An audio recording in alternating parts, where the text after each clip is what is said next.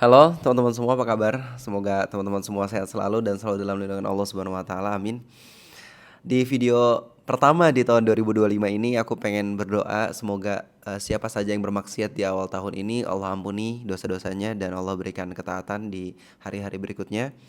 Dan semoga saja siapa saja yang berbuat taat di awal tahun ini, semoga Allah Subhanahu wa taala berikan kita keistiqomahan.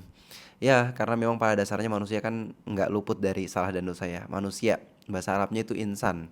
Asal katanya itu nasya artinya lupa. Jadi memang manusia tuh lupa. Jadi kalau misalnya kita ngeliat ada orang yang salah atau ada orang yang lalai atau ada orang yang berbuat zolim, ya yuk kita sama-sama doain semoga dia kembali ingat bahwa di dunia ini tuh cuman sementara, di dunia ini tuh cuman tempat singgah, dunia ini tuh cuman ujian dan kembali ke Yang Maha Esa. Ya, itu sebuah fakta yang nggak bisa dipungkiri bahwa kita manusia, sekeras apapun kita berusaha untuk sempurna, kita tetap tidak sempurna karena ketidaksempurnaan manusia itulah kesempurnaannya. Jadi topik pada kesempatan kali ini aku cuman pengen sekedar refleksi bareng sama teman-teman semua ya. Jadi pentingnya refleksi. Refleksi itu adalah sesuatu yang membuat kita tuh sadar apa yang nggak kita sadar. Jadi namanya juga kan refleksi itu seperti kita tuh memantulkan cahaya diri kita kepada diri kita. Ya kayak kita bercermin lah.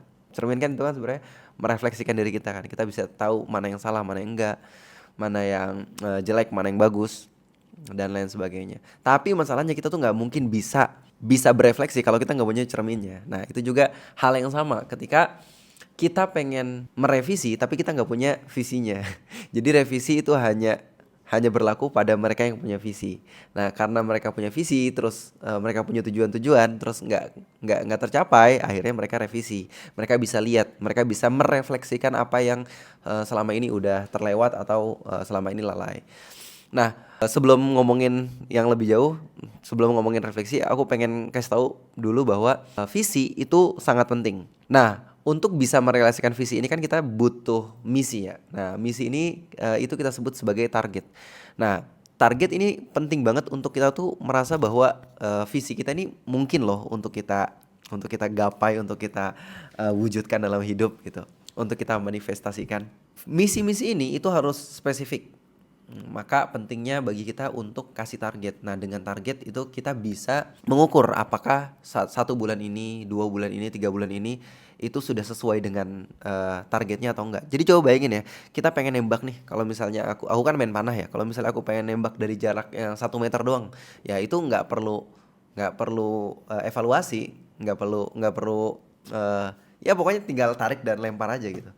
Nah tapi kalau misalnya targetnya itu jauh gitu, targetnya misalnya 10 meter, itu kalau belok sedikit aja itu melencengnya kemana-mana gitu. Kalau misalnya pesawat kalau titik koordinatnya beda 0,0 sekian persen aja itu udah pergi kemana-mana tuh. Nah maka ketika kita naik pesawat yang namanya kehidupan ini, kita naik pesawat kehidupan, kita harus selalu ngelihat titik koordinasi kita nih udah bener belum sih. Kalau misalnya melenceng dikit, wah tujuan kita bisa kemana-mana gitu.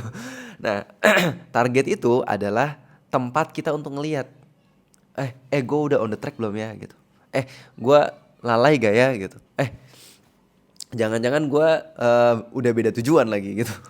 Nah tapi kalau misalnya kita nggak punya target misalnya, itu ya kita nggak bisa ngelihat progres kita sampai di mana gitu. Itulah yang sering dilakukan para orang-orang soleh terdahulu. Mereka itu melihat target-target mereka. Mereka itu memuhasabah diri kita setiap satu hari sebelum mereka tidur.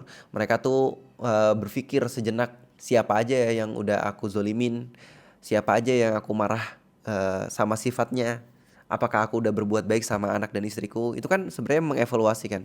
Dia tuh ngelihat target-target aku udah sesuai dengan apa yang aku harapin belum ya. Target berbuat baik aku sama keluarga, sama anak, sama istri. Target aku berikhtiar untuk mencari maisha, mencari penghidupan, mencari uang, mencari finansial. Target aku dalam beribadah. Nah terus di malam harinya kita tuh bermuhasabah, oh ternyata ada yang kurang ya. Nah tapi masalahnya itu tuh nggak mungkin bisa dilakuin, serius nggak mungkin bisa dilakuin kalau kita nggak punya target setiap harinya. Maka tujuan besar itu harus dicacah-cacah jadi 5 tahun. 5 tahun itu dicacah jadi 1 tahun, 1 tahun itu dicacah jadi per 5 bulan, dari 5 bulan itu dicacah jadi sebulan, dari sebulan itu dicacah jadi seminggu, Dari seminggu tuh bisa jadi sehari gitu. Kita tuh nggak mungkin bisa bisa ngejar apa yang kita pengen kalau yang kita targetin tuh bukan sesuatu yang kecil gitu. Nah, maka baby step itu penting banget. Jadi ngelakuin sesuatu yang kita pengen capai dari baby step itu meringankan gitu. Itu membuat kita ngerasa ih sanggup gua, ih gua sanggup gitu. Contohnya kayak misalnya aku ya, Dina kan sastra Inggris, aku pengen ngobrol sama dia pakai bahasa Inggris gitu. Walaupun sampai sekarang belum bisa gitu. Ya, kalau misalnya langsung bisa cas cis cus ngomong sama Dina pakai bahasa Inggris ya aku kayaknya nggak bisa deh. Tapi kalau aku nyicil satu hari 3 kosakata gitu. 5 kosakata itu ringan gitu. Nah, hal-hal seperti itu adalah hal yang bisa kita lakuin kalau kita punya target sekali lagi. Tapi kalau kita nggak punya target, aku rasa kita nggak akan pernah bisa mencapai apapun. Tahu nggak? Salah satu hal yang membedakan antara manusia sama hewan kan kemampuan dia merencanakan sesuatu, kemampuan dia memprediksi sesuatu. Mata kita mungkin nggak secanggih elang yang bisa terbang terus kemudian ngelihat dengan eagle view gitu. Atau enggak mata kita nggak lebih keren dibandingkan mata hewan-hewan yang bisa ngelihat di malam hari gitu. Tapi mata kita ini itu lebih keren dari mereka karena mata kita itu bisa melihat masa depan. Dengan cara apa? Dengan cara menyusunnya, dengan cara merancangnya gitu. Nah, sebenarnya podcast ini tuh aku rencana pengen ngobrol langsung sama istriku mengenai 2024 apa aja yang kita dapat dan apa aja yang bisa kita evaluasi. Cuman ya baik lagi, istriku sibuk dan ini juga aku di studio dan lagi iseng terus kemudian aku mikir oke, aku pengen buat aja video dan pengen sharing-sharing aja tanpa skrip, tanpa apapun. Jadi cuman pengen ngobrol aja. Semoga ini jadi awal yang baik ya. Sebenarnya ada target aku sih. Target aku untuk bisa ngomong dan ngupload di YouTube. Tapi nggak kecapai nih. Ini kayaknya harus dievaluasi nih. Oke. Nanti sebelum sama Dena, ini aku pengen merefleksi sama diri aku sendiri ya. Pertama, yuk kita refleksi. Apa nilai-nilai utama yang aku pegang dalam hidup? Dan apakah tindakan aku itu mencerminkan nilai-nilai tersebut? Apa coba? Nilai ini kan sesuatu yang subjektif ya. Menurut aku baik belum tentu menurut orang lain itu baik gitu. Menurut aku bagus, menurut orang lain juga bisa jadi ya biasa aja gitu. Sama kayak misalnya aku berdagang, aku jualan, aku kerja gitu. Ya mungkin nilai di mata orang ya gue kerja untuk dapat duit gitu. Tapi bagi aku kerja itu bukan cari duit. Aku tuh kerja buat ibadah gitu. Nah itu kan sebuah nilai dari sebuah perbuatan. Manusia dari perspektifku manusia itu nggak bisa memberikan nilai baik, benar, bagus, jelek gitu.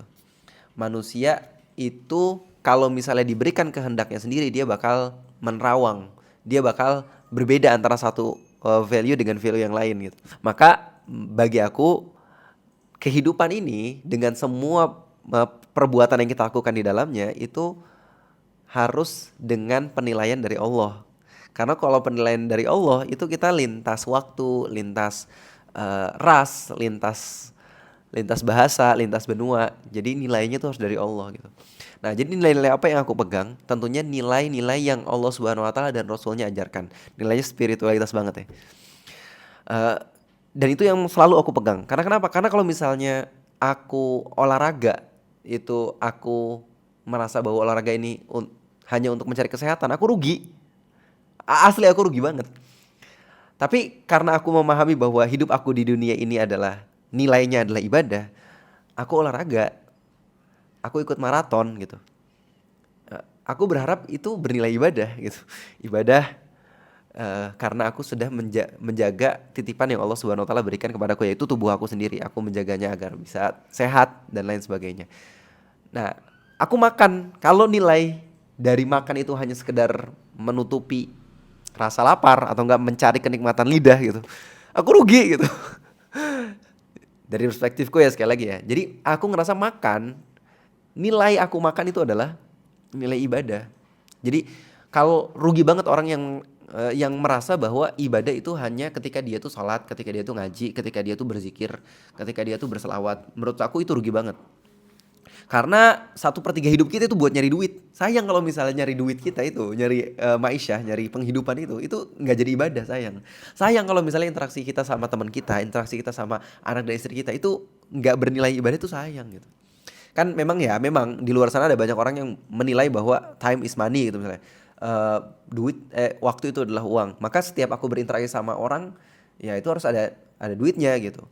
Harus ada perbincangan mengarah kepada duit. Sama kalau misalnya aku nikahin orang, lu bisa bantu apa sama gua, ngasilin duit apa sama gua gitu. Dia kerja ngasilin, nilainya duit. Terus dia menjalin relationship, nilainya duit. Sekolah nilainya duit gitu. Karena di kepala dia ya duit gitu. Nah, tapi menurut aku itu rugi banget karena aku sekali lagi meyakini bahwa akan ada hari di mana kita bakal dibangkitin lagi. Maka penting banget untuk aku tuh memegang nilai-nilai agama. Jadi semua dalam kehidupan aku, ini juga yang aku obrolin banyak dan aku tanamkan ke anak dan istriku gitu ya, bahwa nilai hidup kita di dunia ini adalah mencari ridhonya Allah. Jadi usahain semuanya pahala. Usahain semuanya pahala. Nah, pertanyaan lagi, apakah aku udah ada dan mencerminkan nilai-nilai tersebut? Mungkin sejauh ini sudah sih. Eh, aku bisa ngelihat dari istri yang aku nikahi, anak yang aku didik, terus lingkungan aku, masya Allah, alhamdulillah, ngingetin aku sama sesuatu yang baik gitu. Komunitas aku, teman-teman aku, guru-guru aku, insya Allah itu sudah mencerminkan hal tersebut. Tapi mungkin ada beberapa bagian ya dari hidupku yang tidak mencerminkan nilai nilai ibadah. Kayak misalnya apa ya, makan makan yang nggak toyib gitu. Terus atau enggak apa ya, lalai. Ada banyak, tapi insya Allah itu akan selalu aku evaluasi. Tapi yang jelas nilai dalam hidupku adalah nilai spiritualitas. Hidup kita, mati kita, inna sholati wa nusuki wa mahyaya wa mamati lillahi rabbil alamin, itu semuanya aku dedikasikan untuk Allah. Itu pertanyaan pertama. Pertanyaan kedua, apa hal yang paling membuat aku ngerasa bahagia dan puas, dan bagaimana aku dapat melakukannya lebih sering? Hal yang membuat aku lebih bahagia, karena baik lagi, aku tahu bahwa hidup aku di dunia ini tuh adalah untuk menuju Tuhan gitu, untuk menuju Allah. Maka yang membuat aku bahagia adalah ketika satu hari dalam hidupku itu tidak ada kelalaian dan kemaksiatan. Tapi apakah mungkin, aku tidak tahu. Tapi itu yang selalu aku doain kan. Makanya di zikir pagi petangnya kita tuh ya doa, banyak doa. Ya hayya qayyum bi rahmatika astaghits aslih li sya'ni kullah wa la takilni ila nafsi tarfatain. Ya Allah, tolong ya Allah, jaga aku ya Allah. Urusi semua urusanku, jangan kau tinggalkan aku sekejap mata. Kan kita dengan doa itu kan kita berharap kita tuh nggak lalai, kita tuh nggak maksiat gitu. Itu hal yang membuat aku bahagia. Jadi hal yang paling buat aku bahagia itu adalah ketika aku bisa menghasilkan karya, terus bisa ngelihat progres orang tuh berubah gitu. Misalnya aku aku kan punya kelas ya di Hawari kelas itu. Aku buat banyak materi, terus kemudian aku share setiap 1 bulan sekali, dan aku ngelihat teman-teman yang ada di Hawari kelas tuh ngerasa kayak, iya aku dapat benefitnya. Itu aku ngerasa seneng juga. Nah itu buat aku bahagia banget.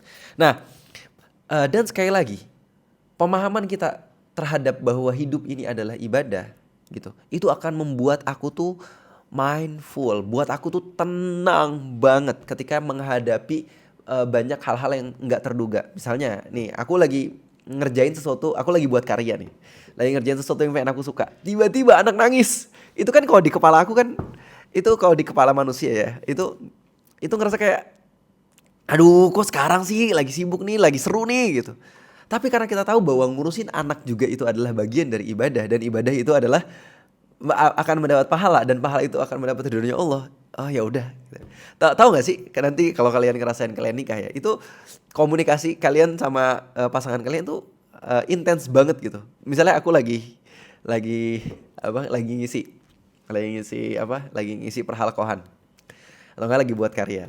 Terus tiba-tiba istriku nelpon, ayah tolong transferin ini, ayah tolong ini, ayah tolong ini.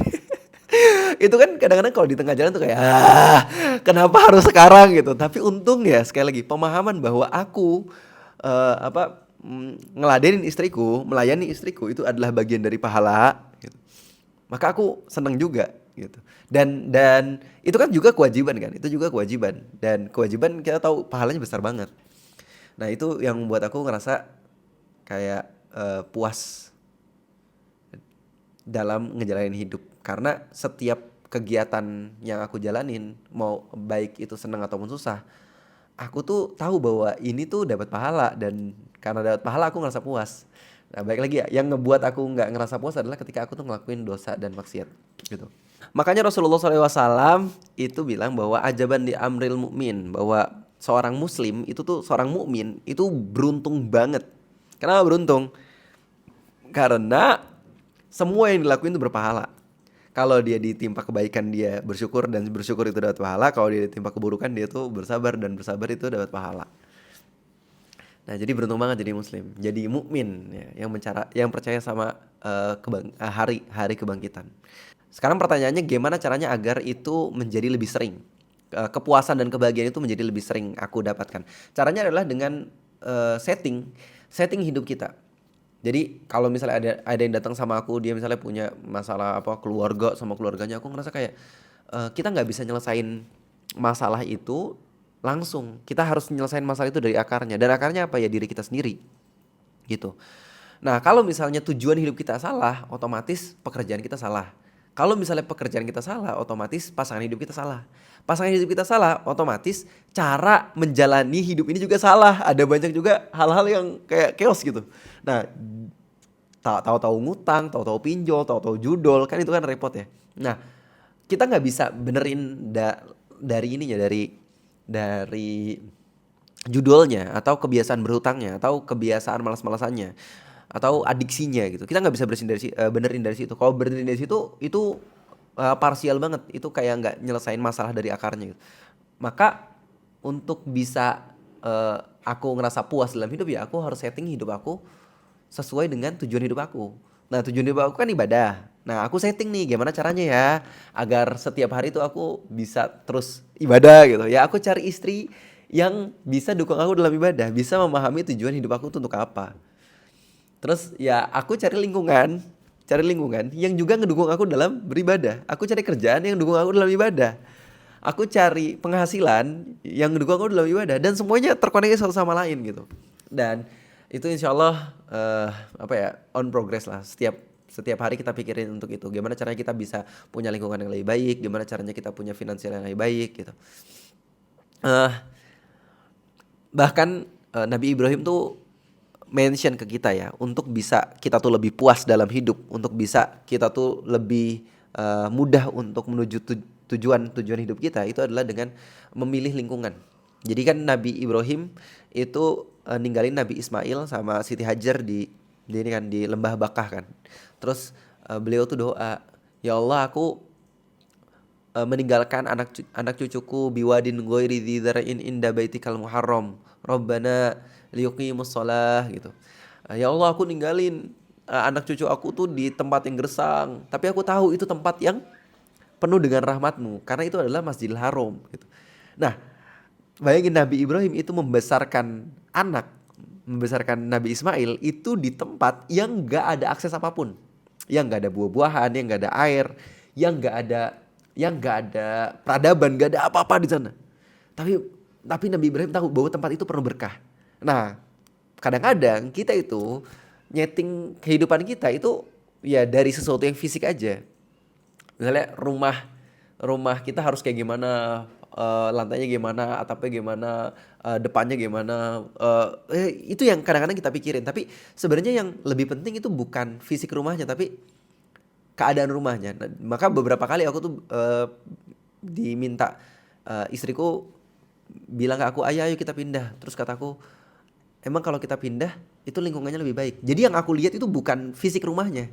Yang aku lihat itu adalah lingkungannya kayak apa. Nah, alhamdulillah di tempat aku tinggal ini satu komplek ya sama teman-teman dakwah, sama teman-teman yang ngaji. Terus ada musolahnya. Makanya setiap kali aku nyari rumah kontrakan itu selalu aku tanya tuh, di mana ada masjidnya nggak, deket sama masjid nggak? Kalau nggak deket sama masjid aku nggak mau, kayak gitu.